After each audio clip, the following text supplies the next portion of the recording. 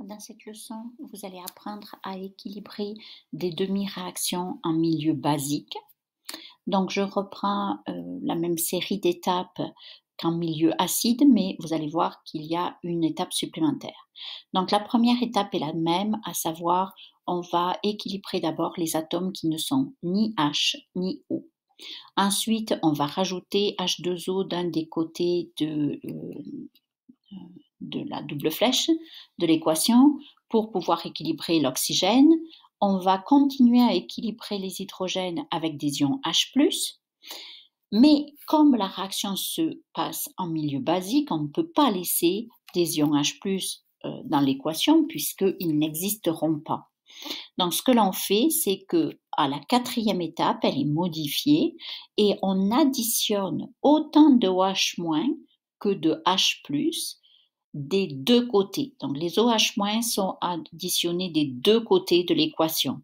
Alors, pourquoi faire ça? Parce que du côté de l'équation où il y aura des H+, eh bien, si on rajoute un nombre égal de OH-, donc on va avoir formé des molécules d'eau.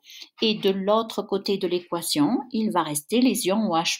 Donc, au final, on aura bien une équation équilibrée en milieu basique. Donc, il faut quand même terminer par une cinquième étape, qui est la dernière étape et qui est la même dernière étape qu'un milieu acide.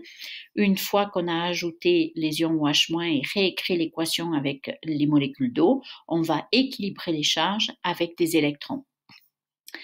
Donc, dans les deux cas, milieu acide et milieu basique, l'équilibrage des charges avec les électrons se fait à la fin, c'est-à-dire à la dernière étape. Alors, dans ce numéro, on vous demandait donc d'équilibrer la demi-réaction qui fait passer l'ion nitrite, NO2-, en ion nitrate, NO3-.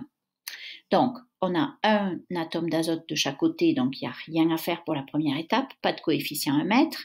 Ensuite, on a 2 oxygènes ici et 3 de ce côté, donc on va rajouter une molécule d'eau à gauche, c'est ce qu'on a fait ici. À la troisième étape, on équilibre les hydrogènes. Donc, on a 2 hydrogènes à gauche, 0 à droite. Donc, on rajoute 2 H+ à droite dans l'équation. Et ensuite, on introduit cette nouvelle étape par rapport au milieu acide, c'est-à-dire qu'on va ajouter 2 OH- des deux côtés de l'équation. Donc, 2 OH- à gauche, 2 OH- à droite. Et là, il faut réécrire. 2H++ plus 2 OH-, ça donne 2 molécules d'eau. On avait déjà une molécule d'eau ici et on laisse nos 2 OH- qu'on vient d'ajouter. Bon, à partir de là, on va encore faire une autre étape, c'est qu'on va simplifier en fait, comme si c'était de l'algèbre, de chaque côté. On va enlever les composés qui se retrouvent donc des deux côtés de l'équation. Ici, on a une molécule d'eau, là, on en a 2. Donc, on va enlever ici cette molécule d'eau. Il en reste une ici. Donc, notre équation maintenant devient NO2- plus 2 OH- donne NO3- plus H2O. Donc là, on a tout équilibré, sauf les charges. Et comme vous voyez, la réaction a bien lieu en milieu basique. Donc maintenant, on fait la dernière étape, on compte ces charges. Ici, on a 2 moins, plus un autre moins, donc il y a 3 moins à gauche. Il va falloir obtenir 3 moins à droite. On en a déjà un, donc on doit rajouter les 2 électrons.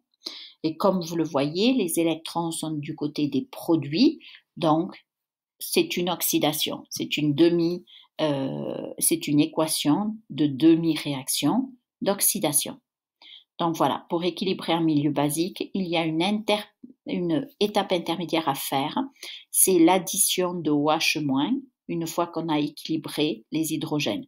Autant de OH- sont rajoutés des deux côtés qu'il y avait de H+ dans l'équation précédente.